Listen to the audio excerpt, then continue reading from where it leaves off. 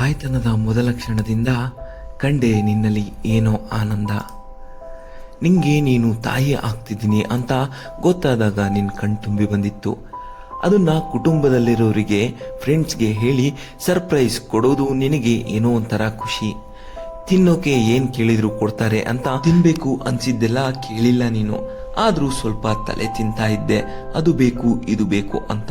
ಅಷ್ಟೇನು ಕಾಟ ಕೊಟ್ಟಿಲ್ಲ, ಆದ್ರೂ ಫಸ್ಟ್ರೇಷನ್ ಅಂತ ಸ್ವಲ್ಪ ಸಿಟ್ ಮಾಡ್ತಾ ಇದ್ದೆ. ನಿನ್ನ ಮಗು ತರ ನೋಡ್ಕೊಂಡ್ರೆ ಇದ್ರೂ ಪ್ರೀತಿ ತೋರ್ಸೋದ್ರಲ್ಲಿ ಏನು ಕಡಿಮೆ ಮಾಡಿಲ್ಲ ಅನ್ಕೊಂಡಿದೀನಿ. ಮಗು ಕೇಳಿಸ್ಕೊಳ್ಳಿ ಅಂತ ಒಳ್ಳೊಳ್ಳೆ ಸಾಂಗ್ಸ್ ಹಾಕ್ತಾ ಇದ್ದೆ. ಮಗು ಕೇಳುತ್ತೆ ಅಂತ ಭಗವದ್ಗೀತೆ ಓದ್ತಾ ಇದ್ದೆ. ಬೇಗ ಬಾ ಪಾಪು ಕಿಕ್ ಮಾಡ್ತಾ ಇದೆ ಅಂತ ಹೇಳ್ತಾ ಇದ್ದಿದ್ದು. ಸೀಮಂತದ ಸಂಭ್ರಮ, ಡೆಲಿವರಿ ಡೇಟ್ ಹತ್ರ ಬಂದಾಗ ಮಾಡಿರೋ ಮಾಮ್ ಟು ಬಿ. 9ನೇ ತಿಂಗಳಿಗೆ ಡೆಲಿವರಿ ಯಾವಾಗ ಆಗುತ್ತೋ ಅಂತ ಕಾಯ್ತಾ ಇದ್ದೆ.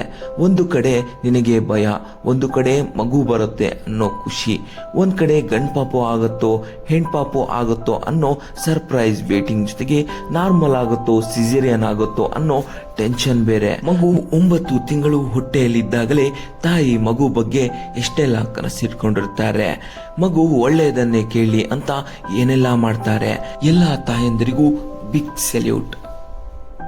ತಾಯ್ತನದ ಮೊದಲ ಕ್ಷಣದಿಂದ ಕಂಡೆ ನಿನ್ನಲ್ಲಿ ಏನೋ ಆನಂದ.